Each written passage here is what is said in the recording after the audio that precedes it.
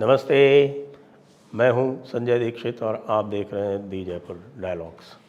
इस समय जंतर मंतर पर एक धरना चल रहा है और उस धरने में शाहीन बाग की तरह सारे टूल किट ऑपरेटर्स जो हैं वो उचक के कूद गए, पड़ गए और उनका कहना है कि हाँ बस इसको चलाए जाओ, मोदी तेरी कबर खुदेगी।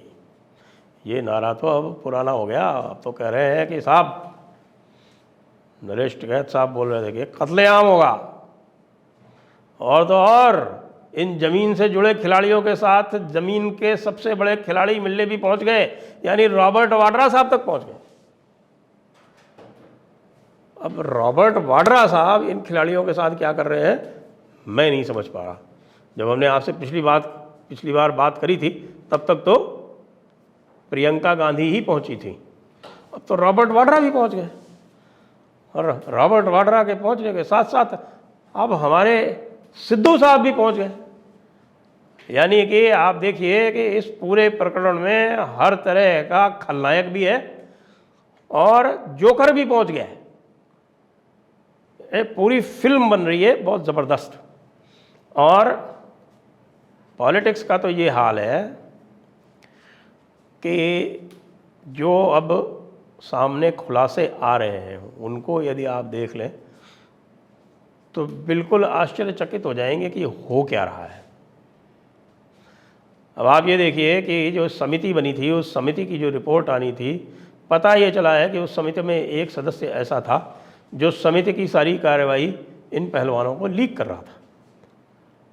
और बाद में जब ये पता चला, क्योंकि ये जब वहाँ गए और आप पता है कि ये पहले जाकर आरोप जो लगाए, आरोप के समर्थन में ये कोई सबूत इन्होंने दिया नहीं। विशेषकर विनेश ने और साक्षी मलिक ने कोई सबूत नहीं दिया, क्योंकि साक्षी मलिक का तो अब जो भी आप देख रहे हैं उनका जो परिवार के साथ में, बृजभूषण सिंह जी के परिवार के साथ में जो उनका दोस्ताना है, जो परिवार के साथ में उनकी फ़ोटो है, जो बृजभूषण सिंह के एक प्रकार से गले पड़ती हुई दिखाई पड़ रही हैं साक्षी मलिक, उससे कहीं से भी नहीं लगता कि किसी भी प्रकार का कोई कलुषित कार्य बृजभूषण शरण सिंह इनके साथ कर सकते थे। बृजभूषण शरण सिंह भी सामने आ गए। वो कह रहे हैं कि जितने भी आरोप ये लगा रहे हैं वो सब स्टेडियम के आरोप हैं। कोई ये नहीं कह रहा कि किसी को बंद कमरे में बुला के कोई बदतमीज़ी करी। सब कह रहे हैं कि हाँ ये डांट सकते हैं, ये मार भी सकते हैं, लेकिन जिस प्रकार की यौन हिंसा या यौन अपराध की बात की जा रही है ये बृजभूषण शरण सिंह नहीं कर सकते, ये सब कह रहे हैं। बृजभूषण शरण सिंह सामने आ गए। उन्होंने एक ऑडियो लीक भी बता दिया है जिसमें हमारे बजरंग पूनिया जी पकड़े गए ये कहते हुए कि अरे कोई तो एक लड़की ले आओ, किसी तरह से ले आओ। कहने का मतलब ये है कि पूरी की पूरी न्यायिक प्रक्रिया का ज़बरदस्त दुरुपयोग करने के लिए ये पूरी बिरादरी आमादा है। बिरादरी कौन है सुनिए। रोहतक में एक अखाड़ा है, महादेव अखाड़ा कहते हैं उसको, या महादेव कुश्ती अकादमी कहते हैं उसके अध्यक्ष कौन हैं? उसके अध्यक्ष हैं श्री दीपेंद्र हुडा। दीपेंद्र हुडा जी जाट नेता हैं और हरियाणा के जो जाट हैं उनके साथ एक और भी समस्या है। हरियाणा के जाटों को ये लगता है कि हरियाणा में राज सत्ता या हरियाणा में कोई भी और सत्ता, हरियाणा का कुछ भी हो, उस पर उनका स्वयंसिद्ध अधिकार है। भले ही उनकी जो जनसंख्या है वो 20% ही हो, लेकिन सारे संसाधनों पर अधिकार एकमात्र उनका है।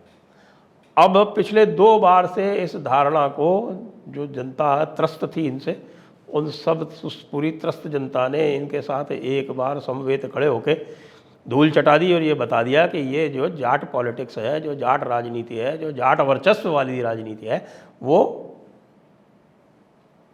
एक सीमा में ही है। वो ऐसा नहीं है कि उसका कोई आर पार नहीं है। और जहाँ भी देखेंगे साहब ये बस जैसे पश्चिमी उत्तर प्रदेश में माहौल बना रखा है, संख्या 15%।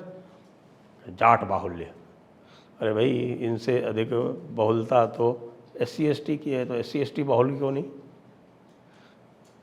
वहाँ पर जाटवों की अधिक बाहुल्यता है भाई, बहुलता है, जाटव बाहुल्य क्यों नहीं? नहीं, जाट बाहुल्य, सारे लोग मिलके इनसे अधिक हैं। आप त्यागी मिला लो तो इनके बराबर हैं, आप गुज्जर मिला लो तो इनसे कहीं पीछे नहीं पड़ते, लेकिन जाट बाहुल्य। तो ये नैरेटिव ऐसे बनता है। अब यहाँ पे नैरेटिव बन रहा है कि साहब की यह देखिए हमारे साथ भेदभाव हो रहा है। क्या भेदभाव हो रहा है? ये सब पता चल गया सामने। ये जो महादेव अखाड़े वाले लोग हैं, ये ही पूरे के पूरे इस झगड़े में आगे। अब इसमें क्या भेद है? अब सुनिए आप। 2011 में जब चुनाव होता है तब दीपेंद्र हुड्डा जो है वो इस चुनाव को लड़ते हैं, रेसलिंग फेडरेशन ऑफ इंडिया के चुनाव को ब्रिजभूषण शरण सिंह के सामने। अब उनको जो है उस समय ये समाजवादी पार्टी में हुआ करते थे, ये भी सुन लीजिए जो कह रहे हैं ना कि साहब की बीजेपी का कुछ इसमें हाथ होगा। तो ब्रिजभूषण शरण सिंह 2011 में जब बने थे रेसलिंग फेडरेशन ऑफ इंडिया के अध्यक्ष, तो उस समय ये समाजवादी पार्टी में हुआ करते थे। और इस फेडरेशन के ऊपर लंबे समय से हरियाणा के लोगों का, हरियाणा के जाटों का वर्चस्व रहा था। ब्रिजभूषण शरण सिंह उसमें बीच में कूदे, समाजवादी पार्टी के नेता थे, कांग्रेस से उन्होंने कहलवाया, मुलायम सिंह ने कांग्रेस के ऊपर दबाव डाला, दीपेंद्र हुड्डा को वापस करवाया गया और ब्रिजभूषण शरण सिंह एक छत्र अध्यक्ष बन गए। उसके बाद उन्होंने लगातार अपनी स्थिति सुदृढ़ करी, रेसलिंग में रिजल्ट दिए, पूरे भारत में कुश्ती का दबदबा किया और उसमें बहुत सारे मेडल्स जीते, जो स्वयं ये जितने भी आ रहे हैं ना, ये चाहे विनेश हों, चाहे बजरंग पूनिया हों, चाहे साक्षी हों, इन सब के टेस्टिमोनियल्स जो हैं वो रिकॉर्ड पर हैं। आप सब लोग देख ही रहे होंगे इस समय, ये सब ये बता रहे हैं कि साहब बजरंग पूनिया किस प्रकार से प्रशंसा कर रहे हैं उनकी, किस प्रकार से साक्षी कर रही हैं, किस प्रकार से विनेश कर रही हैं। सब कोई कह रहे हैं कि वे मेरे पिता तुल्य हैं, कोई उनको अपने शादी ब्याह में बुला रही हैं, साक्षी मलिक अपनी शादी में बुला रही हैं, और उनके जिस प्रकार से फ़ोटो खींचे रहे हैं, पिता पुत्री जैसे फ़ोटो दिख रहे हैं चारों तरफ। लेकिन अब कह रही हैं कि नहीं साहब बड़ा गड़बड़ हो गया। फिर दीपेंद्र हुड्डा जी 2015 में कुछ नहीं हुआ उनसे, 2019 में भी वो सामने नहीं आ पाए। अब कोई टिक ही नहीं सकता। आप देखिए जो फेडरेशन की राजनीति होती है, मैंने भी काफ़ी खेल राजनीति की है, उसमें खेल राजनीति में जो सत्ता में रहता है वो पूरा सिस्टम अपने हिसाब से बैठा लेता है। तो सिस्टम पूरा का पूरा बैठा हुआ है उनके हिसाब से। तो 2023 में चुनाव होने थे, 2023 चुनाव में ये चाह रहे थे कि किसी तरह से अब दीपेंद्र हुड्डा जो है, उसके पहले दीपेंद्र हुड्डा के साथ खेल हो गया। दीपेंद्र हुड्डा हरियाणा के अध्यक्ष थे और दीपेंद्र हुड्डा ने यहाँ पर गड़बड़ियाँ ये की कि जब यहाँ एक नियम लाया गया ब्रिजभूषण शरण सिंह द्वारा रेसलिंग फेडरेशन में, ये नियम लाया गया कि सबको बराबर का मौका मिलेगा और कोई भी जो मेडलिस्ट है उसको भी नेशनल में खेलना पड़ेगा। जो नेशनल का विनर होगा उसके साथ उसको खेलना पड़ेगा प्लेऑफ, और यदि वो हार गया तो उसको एक मौका और मिलेगा, दूसरे में भी हार गया तो वो नहीं जाएगा, जो जीता है वो जाएगा। अब ये तो इतना फेयर सिस्टम है कि इससे बल्कि प्लेऑफ भी क्यों होना चाहिए। मुझे तो नहीं लगता कि प्लेऑफ में भी इनको लगता है कुछ एडवांटेज ही दी गई कि ये प्लेऑफ करेंगे, बिल्कुल नहीं है। बाद में ये हरियाणा वालों ने इसको बड़ा ऑपोजिशन किया, तमाशा किया, और हरियाणा के एसोसिएशन को कर दिया गया भंग और दूसरी एसोसिएशन बना दी गई, तो हरियाणा से भी ये गए।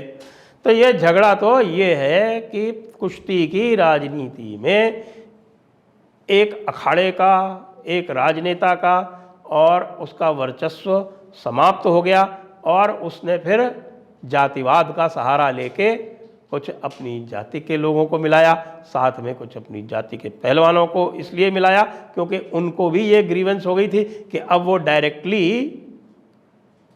इंटरनेशनल चैंपियनशिप में नहीं जा सकते थे। तो दोनों के इंटरेस्ट कोइंसाइड किए और शुरू हो गया तमाशा। अब उसमें क्या हो रहा है वो आपको पता ही है कि रोज़ रोज़ आरोप बदल रहे हैं, रोज़ रोज़ कुछ और खेल बदल रहे हैं, और कल पूरा का पूरा खेल साक्षी मलिक ने सामने ला दिया। कल एक इंटरव्यू में साक्षी मलिक ने बोला जब उनसे ये पूछा गया कि वो ये कह रहे हैं कि भाई यदि ये गारंटी दो कि धरना बंद कर दोगे तो मैं आज ही इस्तीफ़ा दे देता हूँ। तो साक्षी मलिक जी बड़े मासूमियत से, मैं ये कहूँगा क्योंकि ऐसा है कि साक्षी मलिक नेता नहीं है तो इसलिए सच बोल जाती हैं। जैसे वो विनेश सच बोल गई थी कि हम ही जाएंगे मेडल हम लड़ने, तो हम ही जाएंगे, नेशनल नहीं खेलेंगे, ओपन नहीं खेलेंगे, डायरेक्ट जाएंगे। चलो, ये भी इच्छा उनकी सामने आ गई। अब साक्षी मलिक जी क्या कहती हैं? वो कहती हैं साहब इस्तीफ़ा देने से क्या होगा, अब आप ये देखिए कि ये इतने समय तक अध्यक्ष रहे हैं, अब सारी स्टेट में इनके ही लोग बैठे हैं, अब इतनी सारी स्टेट हैं उनमें भी इनके लोग बैठे हुए हैं, हरियाणा में भी इनके लोग बैठे हुए हैं, तो भाई इनके हटने से भी क्या होगा, अब जो नया चुनाव भी होगा तो उसमें जो है वो इनका ही कोई आदमी आ जाएगा, इनका बेटा आ जाएगा, तो उससे तो क्या फ़ायदा होगा। मतलब कहने का ये है कि ये धरना तब तक नहीं समाप्त होगा जब तक कि आप डायरेक्ट दीपेंद्र हुड्डा को या भूपेंद्र हुड्डा को या उनके नॉमिनी को अध्यक्ष नहीं बना दो। ये कह दो कि नहीं, बाकी की पूरी की रेसलिंग फेडरेशन ऑफ इंडिया की सारी इकाइयाँ भंग की जाती हैं और सीधे सीधे बजरंग यूनियन पूनिया को या दीपेंद्र हुड्डा को या उनके नॉमिनी को या उनके पट्टे को अध्यक्ष बना दिया जाता है। झगड़ा तो है ये, और हमारा जो सुप्रीम कोर्ट है वो इसमें बन गया है पप्पू। पप्पू जो है वो केवल व्यक्ति ही नहीं होते, कई बार इंस्टीट्यूशंस भी पप्पू हो जाते हैं। तो सुप्रीम कोर्ट को इन्होंने बना दिया पप्पू।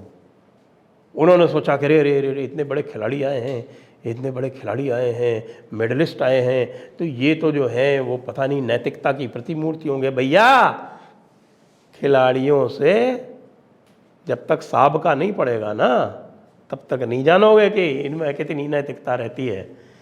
आगे बढ़ने के लिए एक दूसरे को कैसे धोबी पछाड़ मारते हैं, धोबी पाट मारते हैं, कैसे सारे के सारे हथकंडे खेलते हैं, हमने तो देखा है। तो खेल राजनीति में रहे हुए